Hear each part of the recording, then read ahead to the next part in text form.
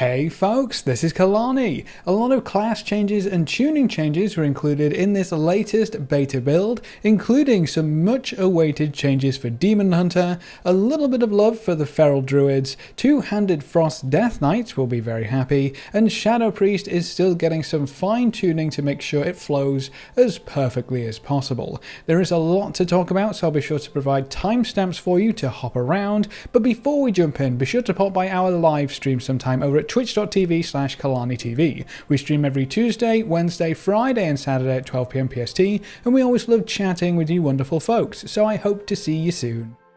Let's kick things off with some Demon Hunter changes, because I know a lot of Demon Hunters are quite disappointed with how the class is shaping up on the beta. It's nerf after nerf after nerf, which is never going to feel good, even if they were incredibly powerful for the vast majority of BFA. A few things are changing, a few things are coming back, and there's even a new talent to get excited about.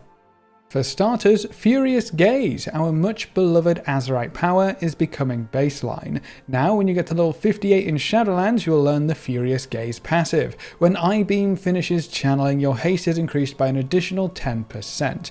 An extra 10% haste isn't quite what we used to with the Azerite power of Furious Gaze, but it's definitely better than nothing, and you'll still get that quick boost of haste every time you channel I-Beam. That should help smooth out the playstyle at least a little bit.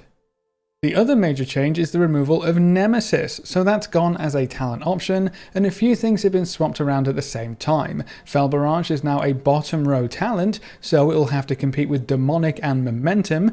Not too sure how that's going to work out, but apparently Fel Barrage will see some buffs in the future to help it become an attractive option. In its place, on the third talent row, we have a new option called Glaive Tempest. Launch 2 demonic glaives in a whirlwind of energy, causing chaos damage over 3 seconds to 5 nearby enemies.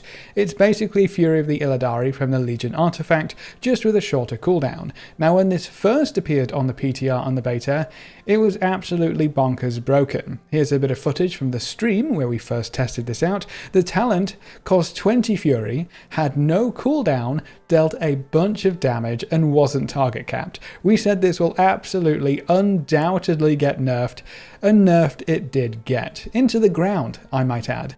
They increased the Fury cost to 30 from 20, they added a 20-second cooldown which gets reduced by haste, they target capped it at 5 targets, and then they also significantly reduced the damage. Any one of these nerfs would have probably been enough on its own, but altogether they took a talent from crazy overpowered and a lot of fun to mess around with, to something we probably won't pick up over Trail of Ruin. It does more or less the same thing as Fel Barrage, but on a shorter cooldown with a Fury cost and less damage. I think giving Demon Hunters more tools and talents to use could be a fun way to increase variation in the spec, but the talent has to be able to compete. With the nerfs in place after a couple of hours of this being implemented, I just don't see it competing with Trail of Ruin anymore. They might buff it back up again to something worth using, so keep an eye on that, but either way, it's good news that we have a new talent to play around with, even if it did get nerfed into the ground after like 3 or 4 hours of play.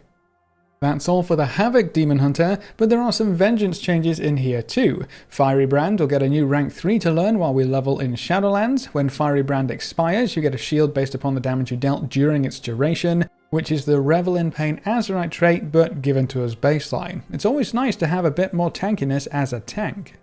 Infernal Strike will get a rank 3 effect as well as you level up, which will increase the damage it deals. We're not sure by how much, but more damage is always going to be nice. Soul Cleave gets the exact same treatment. You'll earn rank 3 of Soul Cleave at level 56, and that will also increase its damage by a yet to be determined amount. At least I assume %S 1% damage is not a final value. There's a new passive called Revel in Pain. They couldn't have picked another name to not confuse us, could they? But this increases the duration of Fiery Brand by 2,000 seconds. Again, I have to assume that's not a final value, otherwise Vengeance Demon Hunters just became the best tank to ever exist in the game. So maybe expect a few seconds added onto Fiery Brand to top everything off. Another spec to see some interesting changes in this build is Shadow Priest. Shadow just got a major overhaul, so I'm very excited to see that the work is not done yet and they're still tidying up the corners, making sure it actually works before shipping it out in Shadowlands. The first big change, the insanity cost of Void Form has been removed. This is such a nice change because the ramp up required to enter Void Form was still kind of bad. Getting to 90 insanity to use your major cooldown took quite a long time, especially on single target, and it didn't really make too much sense anymore seeing as Void Form is on a 90-second cooldown anyway. So now you can cast it for free, whenever you want. The only limit is that 90-second cooldown. To help get your insanity up a bit faster, and to throw out more of those devouring plagues, Mind Flay's insanity generation has been increased. The data mined info said it was increased from 12 over its duration to 18 insanity over its duration, but on the beta it actually says it generates 22 over its entire duration. That is a significant buff and will ensure your insanity is flowing better than ever. The new Dark Thoughts passive, that gives you a chance to gain a charge of free and instant cast Mind Blast when you channel Mind Flay or Mind Seer, has been buffed to 3% per dot on the target, up from 2%, which should give you a maximum of 9% chance if you have all 3 dots active, a nice buff over the previous 6% max chance. The Legacy of the Void talent was buffed quite considerably to give it a bit more appeal. The stacking haste buff has been baked into the talent, which makes the Legacy Void form almost an exact copy of the BFA Void form that we've been playing with for a very long time now. They also added another little change. When you Void Bolt, you extend the duration of Devouring Plague on the target. Through testing this, you are able to keep a single cast of Devouring Plague active for your entire Void form duration, which removes the need to cast Devouring Plague at all during your Void form, at least on single target.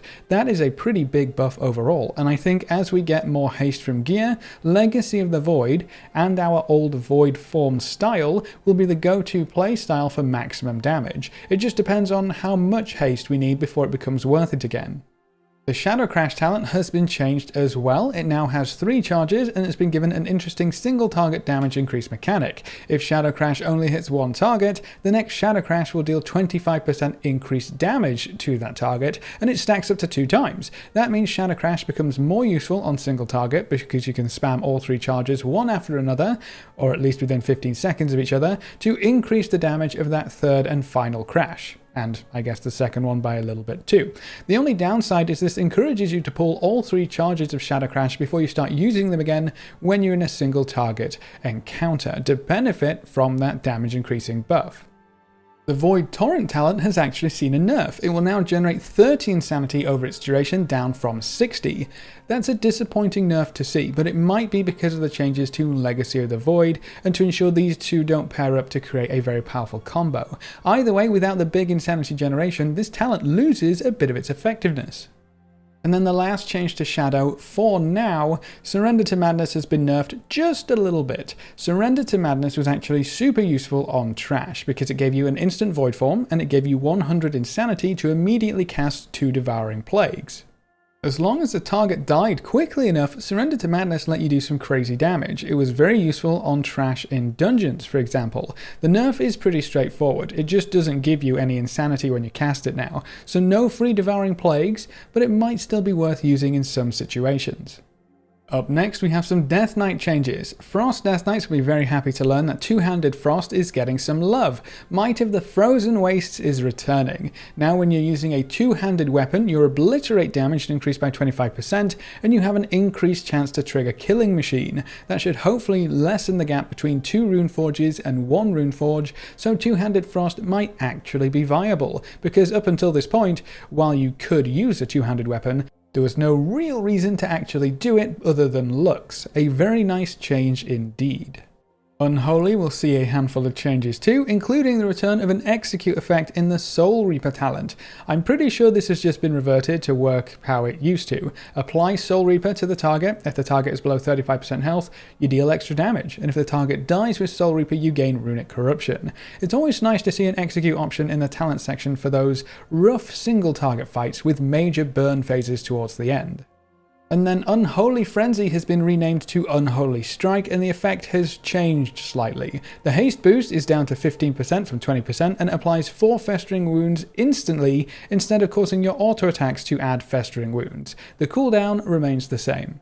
And the last change for Death Knight's Army of the Dead has had its rune cost reduced to just a single rune. Besides flavor and theme, there's no real reason that such a long cooldown would suck up so many runes, and this should help you in your opener just a little bit because you don't have to wait for 3 runes to regenerate, so your opener should be a bit cleaner.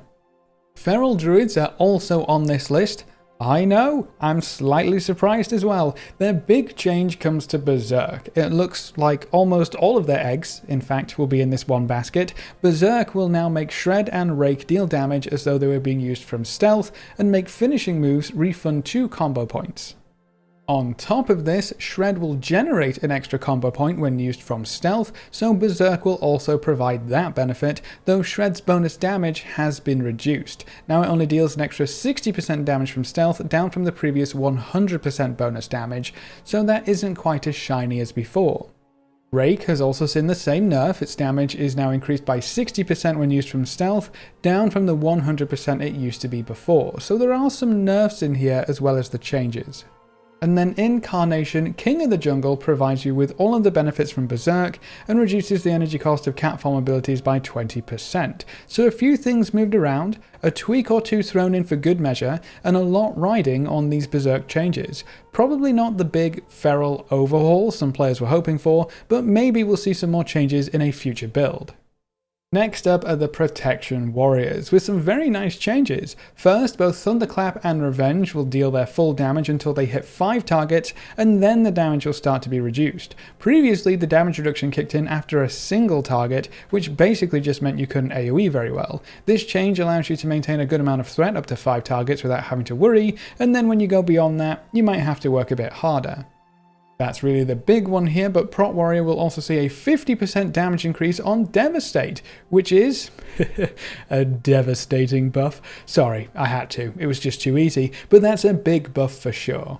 Something else to point out for the Prot Warriors is that a lot of their talents were rearranged. I'll pop up a picture of the current live talent setup and the current beta talent setup and put a green border around the ones that have moved around so it's easy to see where they ended up. This could open up some different talent options and paths to change how you play. And then the very last change we have in here probably isn't that crazy, but it is pretty funny. Warlock will see the return of Ritual of Doom. Yep. The full ritual takes 5 players to cast it, kills one of them randomly, you know what I'm talking about. The actual Ritual of Doom is back. I'm not too sure why, besides class, fantasy and flavour obviously, and I can't wait for these Doom Guards to randomly stop obeying their Warlocks and start wailing on the healers and kill them in Mythic Raid progression, but I just had to include this in here. Time to kill some random folks in Orgrimmar again. Oh, those were the days. But that's all of the big class changes that were included in this latest build. Some very big buffs, a few nerfs in there as well, but the main focus point here is tuning. We are into the tuning phase of the beta, which means we're very close to being done. A lot of folks are pointing towards Gamescom at the end of this month for a release date announcement, and I imagine we would have at least 2 months heads up from Blizzard, so an early November release is still in the cards. Either way, we should find out very, very soon. But what do you think of the buffs, nerfs, and overall changes included in this beta build? How much do you wish you were around to play with the new overpowered version of Glaive Tempest before it got nerfed into the ground? I honestly kind of can't believe they hotfixed it this quickly, and that badly, but keep your fingers crossed they bring it back in at least some capacity, because that was seriously way too much fun. How about those Shadow Priest changes, or the return of Ritual of Doom? Leave all your thoughts in the comment section below. If you want to explore the beta, or help us get ready for Shadowlands, you can find us over at twitch.tv/KalaniTV. We stream every Tuesday, Wednesday, Friday and Saturday at 12 PM PST, and watching the stream and coming to say hi is one of the best ways you can support the channel right now, and if you ever wanted to be included in the long list of names at the end of every video, a subscription on Twitch is the easiest way to make that happen. You get a free sub to any Twitch channel if you have Amazon Prime too, so be sure to take advantage of that. A big thank you to everyone who has subscribed on Twitch already and to our supporters over on Patreon. You can see their names floating by on screen. If you want to join these lovely guys and gals, well, now you know how. Remember to leave a like just below the video before you leave, and if you want to see more, make sure to subscribe. But apart from that, thanks for watching folks, good luck and have fun, and as always I will see you next time.